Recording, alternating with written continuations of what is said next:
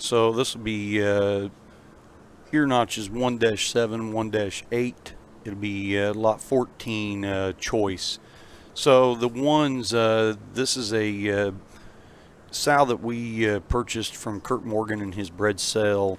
They would be taking names, Karma, Out of Reach on Outman's mom.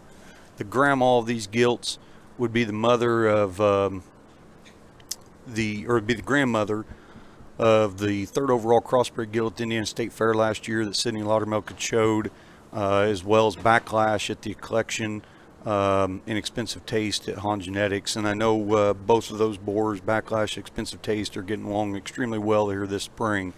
And we're going to offer several of these ones. She had 14, weaned 12.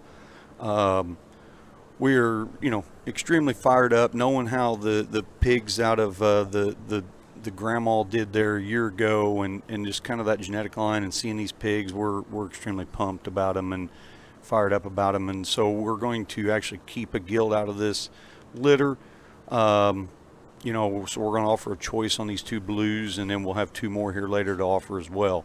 Some differences right here, but not a lot. Both of these gilts, I think, offer a lot of good. So the darker blue gilt would be the 1-7 gilt that's kind of on the stick there on the wall now. A gilt that I think, feet and legs extremely good, squareness, and I think combining some rib shape and natural spring of rib with still offering that kind of look and skull is really incredible. And I think this gilt's just going to be one that gets better every day of her life. I think she reads extremely good in terms of her hock and how her front and rear pushes together and goes together, and she drives extremely well off both ends.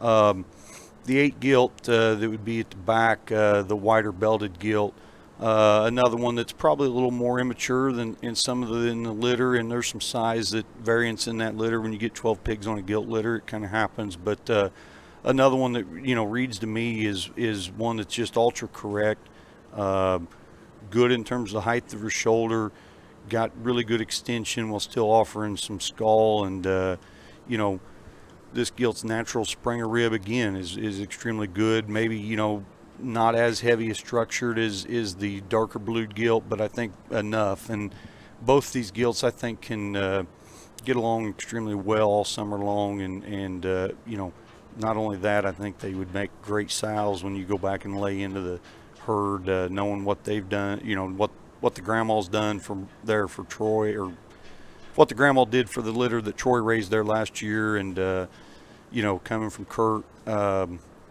we're extremely excited about them, and like I said, their mom did a phenomenal job in the crate this time.